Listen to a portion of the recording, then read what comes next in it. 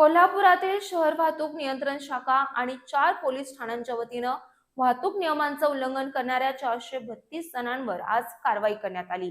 त्यांच्याकडून 3,80,000 रुपयांचा दंड वसूल करण्यात आलाय।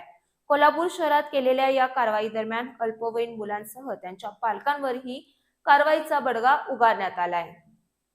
कोल्हापुरातील शहर वाहतूक नियंत्रण शाखा तसंच शाहूपुरी, राजारामपुरी, लक्ष्मीपुरी आणि जुना राजवाडा पोलीस ठाणे यांच्या वतीनं आज वाहतूक नियमांचं उल्लंघन करणाऱ्यांविरोधात कारवाईची धडक मोहीम शहरातील रहदारीच्या मार्गावर राबवण्यात आली। या कारवाई दरम्यान अल्पवयीन वाहन चालकांसह त्यांच्या पालकांवर दंडात्मक कारवाई करून 55,000चा दंड वसूल करण्यात आला। याबरोबरच ट्रिपल सीट वाहनांवर मोबाईलचा वापर करणारे, नंबर प्लेट नसणारे, फॅन्सी नंबर प्लेट लावणारे, वाहनांचं मॉडिफिकेशन करणारे, लायसन नसणारे यासह वाहतूक नियम मोडणाऱ्या 432 जणांवर कारवाई करण्यात आली। त्यांच्याकडून 3,80,850 रुपयांच्या दंडाची वसुली करण्यात आली।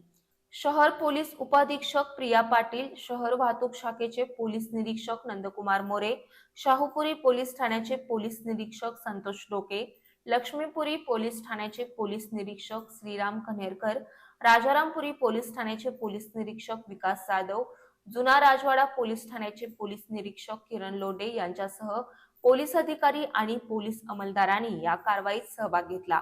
अचानक सुरू झालेल्या या कारवाईमुळे वाहनधारक आणि वाहन चालकांची मोठी तारांबळ उडाली होती।